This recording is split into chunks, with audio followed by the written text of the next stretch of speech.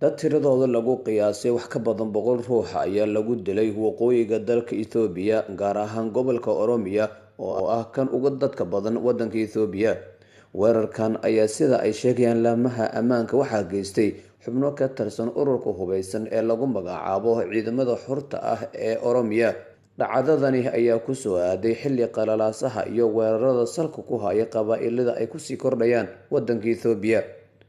waxa uu cadaadiska ku sii kordhaya dowladda uu hogaaminayo Ra'iisul Wasaare Abiy Ahmed oo horey ugu guuleystay abaalmarinta nabadda ee Nobel Peace Prize. xafiiska Ra'iisul Wasaaraha ayaa tacsiyo u diray ehelada dadkii lagu laayay. dadka weerarka lagu laayay ayaa la tilmaamayaa in dhammaantoodba ay ka soo jeedaan qowmiyadda Amxaarada. qoraal dheer oo Ra'iisul Wasaaraha uu soo dhigay barta uu ku leeyahay Facebook ayaa waxa uu ku yiri Ra'iisul Wasaare Abiy Ahmed waxaan aad ugu murugoonaynaa weerarka loo geystay dadka reer Itoobiya ee salka ku haya haybta ayuu qoraalkiisa ku yiri Abiy Ahmed. cadowga Itoobiya waa ay sii bateen iyaga oo dhahaya waxbaan xukumi doonaa.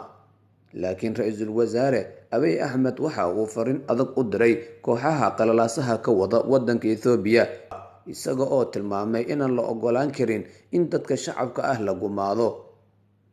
tan iyo markii Ra'iisul Wasaare Abiy Ahmed uu la wareegay talada wadanka Itoobiya wax badan ayaa iska bedelay dhinaca siyaasadda inkastoo qabaa'ilada dhibaatada dhex taala ay weli sii kordhayso. dhawaan ayay ahayd markii Canfarta iyo Soomaalida uu dagaal ku dhexmaray gobolada ay wadaagaan.